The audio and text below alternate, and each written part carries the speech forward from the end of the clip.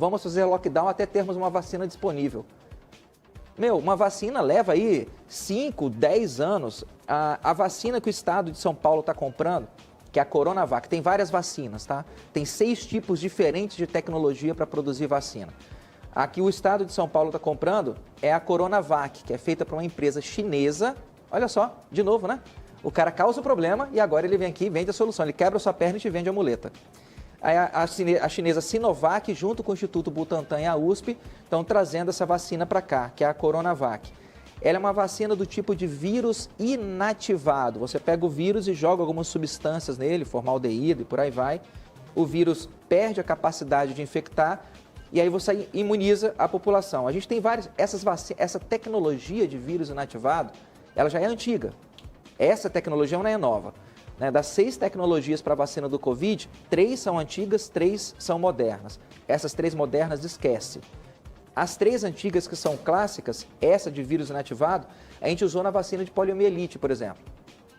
A vacina de poliomielite é uma vacina de vírus inativado. Mas a pesquisa com a vacina da poliomielite, a Salk, começou em 1935 e a vacina foi liberada na década de 50, levou 15 anos. Outra vacina de vírus inativado é a vacina contra a influenza. A pesquisa dela começou em 1931 e a vacina só foi autorizada pelo Food and Drug Administration nos Estados Unidos em 2012. 90 anos depois. Outra vacina que a gente tem que usa vírus inativado é a tríplice viral, que é aquela difteria, tétano e coqueluche. É uma vacina que utiliza essa mesma tecnologia da Coronavac que estão querendo aplicar em São Paulo. A tríplice viral começou a ser estudada em 1924 e foi liberada para uso em 1938. 14 anos. Não existe uma vacina de vírus inativado igual essa Coronavac que cumpriu os 3 estágios de estudos clínicos em humanos em menos de 10 anos. Então a gente vai manter o lockdown até ter a vacina que funciona. Se for dentro dessa tecnologia Coronavac, eu lamento, um estudo decente dessa vacina de segurança e eficácia, ele não vai ser feito com menos tempo do que uns 10 anos. Talvez o governador, por usar roupas que tem um pouco pano, ele deve achar que também dá para fazer pouco tempo o teste da vacina. Eu lamento informar, a ciência não acontece assim. Posso trazer alguns dados aqui? Vamos lá. Olha só, matéria do jornal O Estado de São Paulo desse final de semana, aliás, uma belíssima reportagem. Os testes com os 13 mil voluntários não foram finalizados e a análise da eficácia ainda não pode ser feita. Aí, estou reproduzindo aqui a reportagem, tá? O pesquisador, no caso, ele está se referindo ao Dimas Covas, que é quem dirige o Instituto Butantan, afirmou que foi concluída nesta semana a primeira etapa do estudo com 9 mil pessoas. Estamos falando de um estado que tem 25 milhões de habitantes. E nesse grupo, nem todos tomaram as 2 doses. Ou seja, doutor Loyola está aqui para explicar, a vacina tem várias etapas. Eu conheço pelo menos 3, pelo que li, pelo que me informei. Tem gente que diz que tem até uma 4ª etapa. Não, as pessoas não tomaram sequer a 2ª dose, doutor. E o governador quer aplicar a vacina em todo mundo de forma compulsória. Mas aí fica uma pergunta. Por que não tem vacina para dengue? É uma boa pergunta. Tem uma outra preocupação, eu vou chegar lá, tem uma outra preocupação agora, que é o fato do Ministério da Saúde estar avaliando a possibilidade de comprar a vacina de Oxford, que consegue, do meu ponto de vista, consegue ser pior do que a Coronavac aqui de São Paulo. Ele já tem um contrato fechado, né? O governo federal com a vacina na verdade, e com a vacina de Oxford. Eles não fecharam, está tudo em avaliação, aguardando o resultado de estudos clínicos, para que a Anvisa fiscalize o resultado e se ela der o ok, aí o Ministério vai dar a palavra se compra ou não. Mas o senhor também não confia nessa vacina? De jeito algum. Essa vacina é baseada na tecnologia chamada vetor viral. Vetor viral. A vacina da AstraZeneca chama AZD1222, o nome oficial dela. Existem hoje, as vacinas de vetor viral, você pega um vírus bobo, um adenovírus, um rinovírus, vírus de resfriado comum, banal. Dá uma limpada nele para ele não ficar tão agressivo assim. Coloca dentro dele o material genético, parte do material genético desse vírus novo e você joga como se fosse um táxi levando um passageiro. O táxi é o adenovírus e o passageiro é o vírus do Covid. E injeta essa substância no sujeito na esperança de que o seu organismo não vai atacar o táxi, mas quando o táxi descer com o passageiro, você vai reconhecer o passageiro e vai atacá-lo. Basicamente é uma terapia de DNA, isso é uma terapia genética. Esse material genético, ele vai entrar na sua célula. Isso com o tempo pode provocar câncer, com o tempo pode provocar alguma doença neurodegenerativa. Eu estou fazendo, basicamente, em termos práticos, uma terapia de adição genética em você. Que genes que são esses que estão sendo injetados? Hoje em dia, a gente tem 12 vacinas. A pesquisa com vacina de vetor viral, que é essa de Oxford, os estudos começaram na década de 70. Hoje, a gente tem 12 vacinas de vetor viral aprovadas para uso veterinário. Sabe quantas vacinas, já tem 50 anos que a gente estuda isso, sabe quantas vacinas que utilizam tecnologia de vetor viral existem aprovadas para uso em humanos? Nenhuma. E estão querendo enfiar esse troço aqui no Brasil? Então é melhor a gente ficar com a Coronavac ou nenhuma? Nenhuma confiável. A pergunta sempre na questão da vacina não é quando a gente vai ter a vacina. A primeira pergunta deve ser, precisamos de uma vacina? Essa é a primeira pergunta a ser respondida. Mas o senhor acha que não? Não, não precisamos. Mas se estamos vivendo numa pandemia, na maior em mais de um século, Imunidade desde a gripe espanhola... Mas a gente olha o que foi o lockdown... Não, só para entender mesmo, só para continuar. O que o lockdown conseguiu? Nada. Né? E o que o lockdown conseguiu achatar a curva e a gente está abrindo lentamente. Eram 15 dias, né? Para o sistema de saúde conseguir se aprender. A gente está 7, 8 meses nunca foram 15 nisso. dias. Não, era o necessário até você observar que a curva realmente achatou. Começasse a cair, e o que o lockdown demorou. provocou de ruim? O que você puder o Luiz pensar... estava falando, a destruição da economia mundial.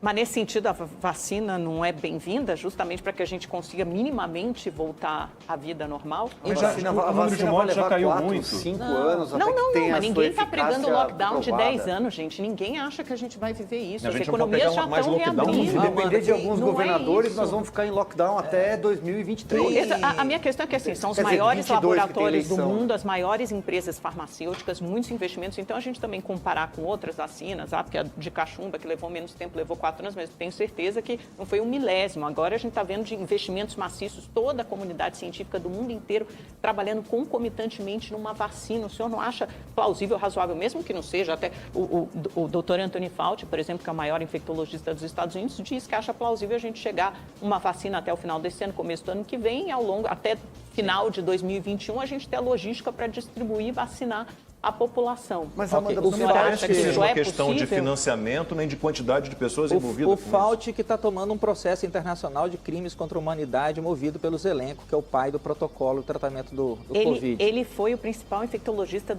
para 6 presidentes dos Estados Unidos, é uma sumidade na Tudo área bem, dele. Goebbels também foi um dos principais propagandistas de Hitler, isso não faz dele uma boa pessoa. O senhor está comparando Fauci a Goebbels? Opa, com certeza. Pera lá, com doutor certeza, com Alessandro. certeza. Amanda, quem me questiona com propriedade me aprimora, sem propriedade me incentiva. Então você pode fazer a pergunta que você quiser. Exatamente, Na questão da eu tô vacina, tentando entender. na questão da vacina, ano passado a gente teve 142.519 mortes. Vamos repetir esse número, vai?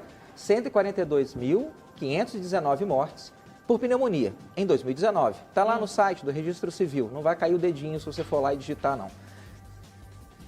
A pneumonia foi causada por 3 agentes principais. Hemófilo, ano passado, 2019. Não havia Covid no cenário, certo? A peça Covid, o blockbuster Sim. Covid não tinha estreado ainda. Hemófilo, pneumococo e influenza.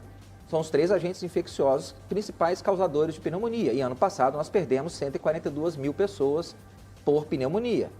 Esses 3 agentes, nós temos vacinas para eles. Por que nenhuma campanha obrigatória, compulsória de vacina foi colocada? 142 mil pessoas morreram de pneumonia ano passado por agentes que a gente tem vacinas. Eu não vi nenhuma campanha de vacinação obrigatória. Porque quando a vacina é confiável, boa, segura, eu não preciso fazer campanha te obrigando, a pessoa procura. A gente não está nem discutindo a obrigatoriedade, eu também tendo a concordar que não seja necessário que seja obrigatória. Eu concordo, a gente está num passo anterior, né, que é sobre a vacina se eles precisam ou não, a taxa de mortalidade... Só pontuar a lei aqui, doutor. Só pontuar, Lei 6.259 de 1975, que estabelece o Programa Nacional de Imunizações, tá? É de responsabilidade do Ministério da Saúde, do governo federal. Governos estaduais, abre aspas, poderão propor medidas legislativas complementares, mas apenas com anuência do Ministério da Saúde. Portanto, governadores, desculpa. Não, e há o Código Civil também, se não me engano, que prevê que você não pode ser submetido a um tratamento médico contra a sua vontade. Não, só para a gente fazer uma linha do tempo, só para explicar para o telespectador do que a gente está falando, né? Porque mudou um pouco o assunto sobre a obrigatoriedade da vacina. Você está fazendo uma referência ao que o Dória falou. Foi o que você colocou, exatamente. Uma referência ao governador de São Paulo, Eu João falei Dória. sobre a vacina, a gente nem se tinha entrado precisamos ou não de uma vacina, para mim não precisa. Citou a obrigatoriedade ou não, porque o primeiro seu não direito precisa. de escolher se você vai querer ou não tomar para o vacina. telespectador, que agora a gente está falando sobre a declaração do Dória na sexta-feira, que disse que a vacina seria compulsória em São Paulo. O presidente Bolsonaro respondeu com um tweet dizendo... Aí ele fez referência até àquela medida provisória que ele assinou, né, estabelecendo uma série de medidas que ele poderia adotar num estado de calamidade pública. Uma delas era a obrigação de imunização. A Lei 13.979 de 20 de janeiro. E tem o Estatuto da Janeiro, Criança e do Adolescente, que prevê que a imunização seja obrigatória caso a Autoridade Nacional de Saúde ache que seja necessário, né? Eu acho que essa questão da obrigatoriedade, não sei a minha opinião, eu não sou fã de obrigatoriedade nenhuma, eu acho que desloca um pouco a discussão, acho que a discussão teria que ser sobre a vacina, e a melhor forma de incentivar as pessoas a tomarem vacina é que seja feita uma comunicação correta sobre a eficácia dessa vacina. A minha pergunta é a seguinte, doutor Loyola, por exemplo, qualquer que seja a vacina, seja AstraZeneca, seja chinesa, ela vai ter que ser aprovada pela Anvisa, certo? Ela vai ter que passar pelo registro da Anvisa, que a gente sabe que é um órgão técnico competente. Não é técnico e também não é competente. Porque a porcaria Mas está sob a égide do governo federal, né? Mais ou menos. É mais ou menos o Tony Fauci. Aí essa mesma Anvisa aí, que para mim deveria, quem assinou aquilo lá deveria tomar um processo que dificultou o acesso à hidroxicloroquina, que começou a solicitar a receita de duas... Não há nenhuma comprovação sobre eficácia. O senhor está contestando a vacina Opa, estou sentindo um déjà vu aqui. Voltamos à hidroxicloroquina, doutor. Voltamos ao dia 5. Ao tratamento precoce. Mas o lance é... A gente vai esperar ter falta de ar, então. O lance é... A Anvisa tem Nem mais... o Trump usa cloroquina, mas se você começa... Há outras opções, há várias melhores, opções, entre né? elas a hidroxicloroquina. Hidroxicloroquina, colchicina, ivermectina, doxiciclina, azitromicina, tem vários. Não é à toa que o número de mortes hoje Loyola, é muito menor. O senhor que não apoia a vacina, mas apoia a cloroquina, que vários estudos no mundo inteiro demonstraram que não tem eficácia comprovada. Pelo contrário, pode até haver efeitos colaterais de cardiopatia que sejam arriscados para o paciente. Vamos voltar lá? A gente volta lá. É uma pergunta. Tudo bem, você está perguntando, vou te responder. Manual de Manejo Clínico da Malária, publicado pelo Ministério da Saúde. Ele cita lá, no Manejo Clínico da Malária, ele cita a hidroxicloroquina como uma das medicações de primeira linha. Quantas vezes no manual do Ministério da Saúde fala que hidroxicloroquina pode causar morte cardíaca? 1.300 militares das Forças Armadas Brasileiras tomam hidroxicloroquina todo ano. Eu estou te dando você pediu as evidências, estou te dando as evidências. Quanto à segurança, é sempre segurança e eficácia. Segurança primeiro. Manual Brasileiro do Ministério da Saúde para tratamento do lúpus eritematoso sistêmico. A hidroxicloroquina é citada como uma das medicações de primeira linha. Nesse manual, publicado pelo Ministério da Saúde, quantas vezes a hidroxicloroquina é citada como uma medicação de risco para morte cardíaca súbita? Nenhuma. Manual Brasileiro do Ministério da Saúde... Mas são em doses menores, Não, a mesma dose. Manual Brasileiro do Ministério da Saúde para tratamento da artrite reumatoide. Todos esses documentos estão disponíveis de graça dentro da internet. Tudo bem, doutor, mas nenhum deles é SARS-CoV-2. Calma, eu estou lhe dando evidências da segurança do remédio, você não queria? No Manual Brasileiro de Artrite Reumatoide, quantas vezes é citada a hidroxicloroquina? Várias, inclusive como medicamento de primeira linha modificador do curso da doença. E quantas vezes a hidroxicloroquina é citada nesse manual do Ministério da Saúde como uma droga que pode causar morte cardíaca súbita? Nenhuma. E sobre Manual eficácia? do Brasil... Tá, então você conseguiu concordar quanto à segurança? Eu posso continuar aqui o dia inteiro. Não, como diria o Capitão América... A turma do Tony Fauci gostava do Remdesivir, doutor Loyola, eu não sou médico, ativa. eu só estou querendo dizer que a comunidade científica eu quero saber se resolveu a questão da segurança, ok? Não é isso que eu estou argumentando. Estou falando que sobre a eficácia da hidroxicloroquina, os estudos são muito sólidos e robustos, apontando para a não eficácia da hidroxicloroquina, tanto que não é um tratamento adotado na maioria dos casos hoje em dia. Liberamos nessa fase da doença. Liberamos para taxiar na pista. Eficácia. Estudo realizado na Bélgica com mais de 1.000 pacientes internados, na Itália com mais de 1.000 pacientes internados. Na França. Nos Estados Unidos altamente com mais... questionado, né, com todas do DJ Raul na França, que foi o primeiro. Ok. Último estudo publicado o estudo mais recente, publicado na revista Chest. dos Estados Unidos, onde foram analisados 2 braços. Se você não leu, eu te mando o link depois. Não, 2 não braços, li, doutora, eu não sem sou problema. médica. É por isso que eu estou aqui, para te ajudar nisso. Não, os 2 braços o senhor não é o único médico, o senhor tem uma opinião aqui. diferente. A dengue chegou no... A gente teve uma epidemia de dengue, respondendo sua pergunta lá de trás, a gente teve uma Por que epidemia que não de tem dengue. vacina de dengue? Foi a minha gente pergunta. teve uma epidemia de dengue no Brasil muito grave no começo do século XX, exigiu medidas drásticas, dengue e febre amarela, vieram as duas juntas. Identificou-se que o vetor era o Aedes aegypti, o mosquito que transmitia a dengue conseguiu ser controlado mais ou menos na década de 30, chegou a ser considerado eliminado do Brasil na década de 50.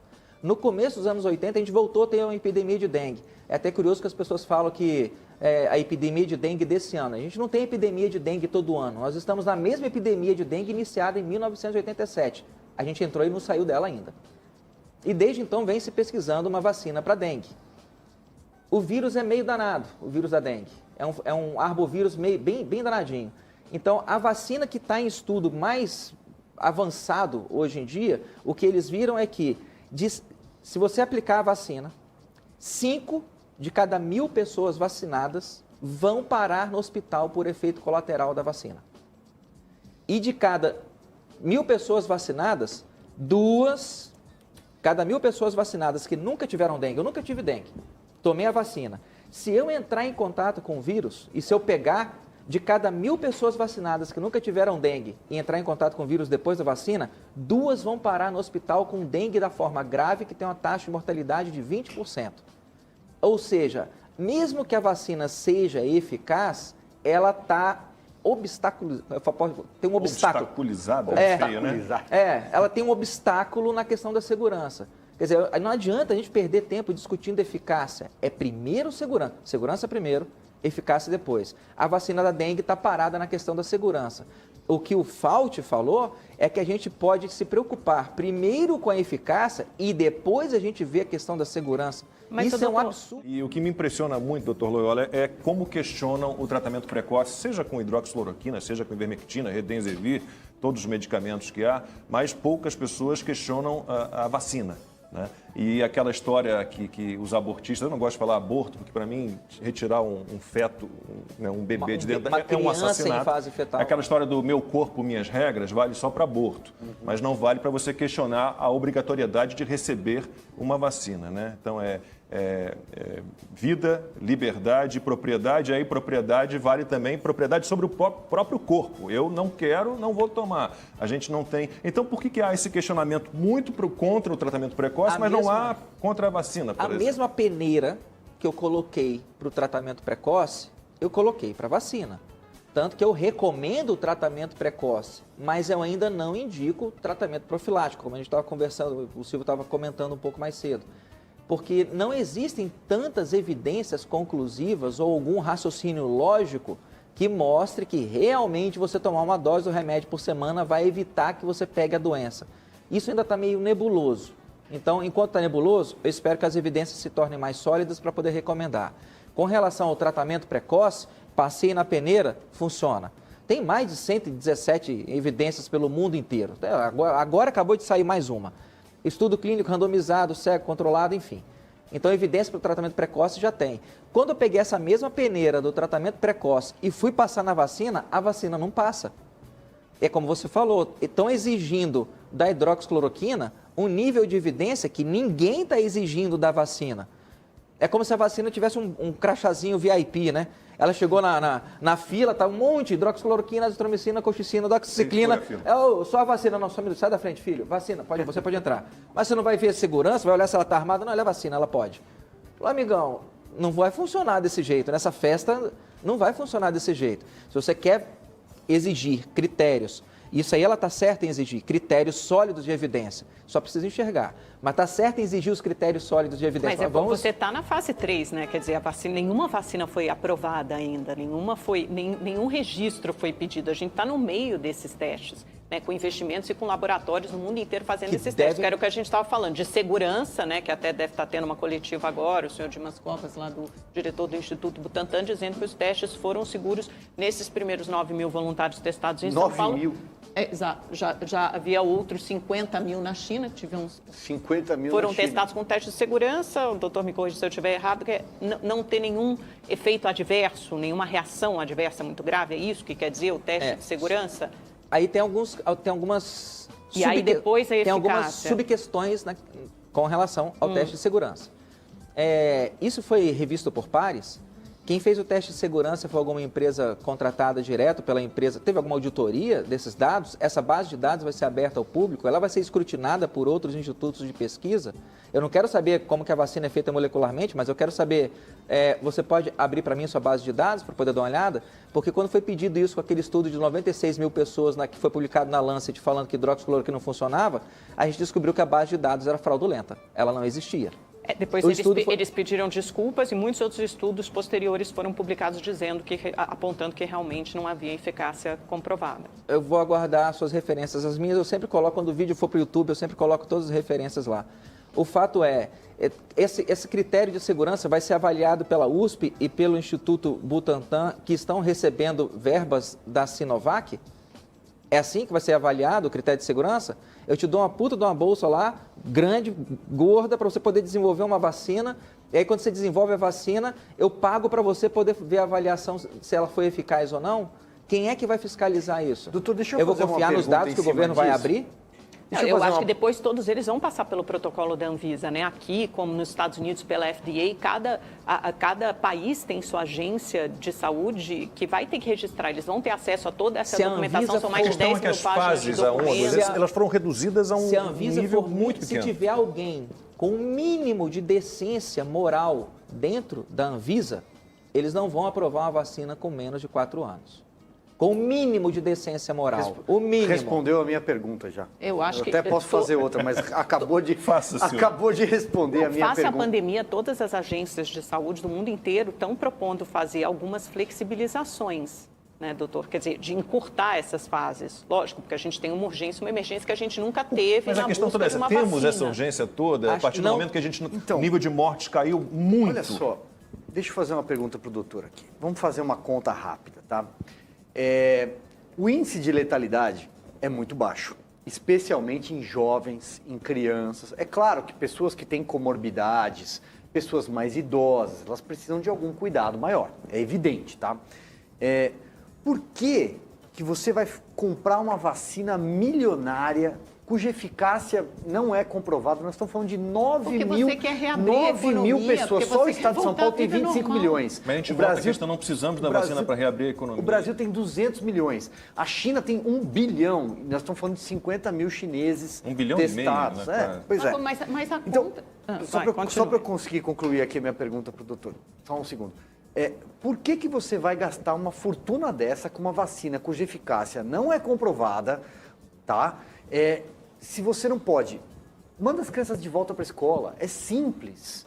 Reabre a economia, deixa o país funcionar, cria a tal da imunidade de rebanho. Ou eu estou equivocado, doutor? Doutor Loyola responde daqui a pouquinho, tá? Logo depois do intervalo. De Brasília, Opinião no Ar, de volta. Silvio Navarro deixou uma pergunta para o doutor Loyola sobre... Queria saber, doutor Loyola, a opinião dele sobre a tal imunidade de rebanho. Aliás, só aproveitando para mostrar aqui o livro do doutor... Está sendo lançado agora, Inteligência, uma breve viagem pela característica mais incrível do cosmos. Parabéns. Grato, cara, grato. Espero que seja uma leitura agradável e útil. A questão da imunidade de rebanho, cada doença vai ter as doenças que provocam memória imunitária, elas não são todas que fazem isso. A febre amarela faz isso, a catapora faz isso, o sarampo faz isso. Elas levam um certo tempo.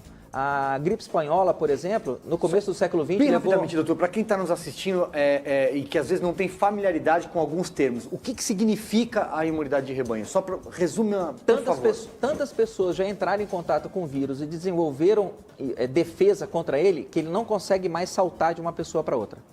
Ele vai saltar de mim para você, ele encontra defesa. Aí ele vai saltar para Amanda, encontra defesa. Aí ele morre em mim. Eu não consigo passar o vírus para frente. Normalmente, em torno de 40% a 60% da população tem que ter tido contato com o vírus, não necessariamente ter ficado doente. Tem que ter tido contato com o vírus, entre 40% e 60%, para que ele perca essa capacidade de saltar de uma pessoa para outra. A previsão é que no começo, aquele maldito daquele trabalho do Imperial College, era que a gente só desenvolveria uma imunidade de rebanho com Covid se a gente tivesse 80% da humanidade tendo contato com o vírus. Sendo que a epidemia mais devastadora que nós já tivemos na nossa história, que foi a gripe espanhola, ela cedeu, ela baixou, fez a curva, quando mais ou menos 28% da população teve contato. Então a gente tem um vírus muito mais leve do que o vírus da gripe espanhola. Por que ele vai levar 81%? Seria muito tempo, seria muita gente. O mais provável é que muitas cidades do Brasil e talvez muitos países já tenham imunidade de rebanho. E essa segunda onda que a gente está vendo agora é muito mais uma segunda onda de transtorno de pânico e surto de ansiedade que surto de Covid.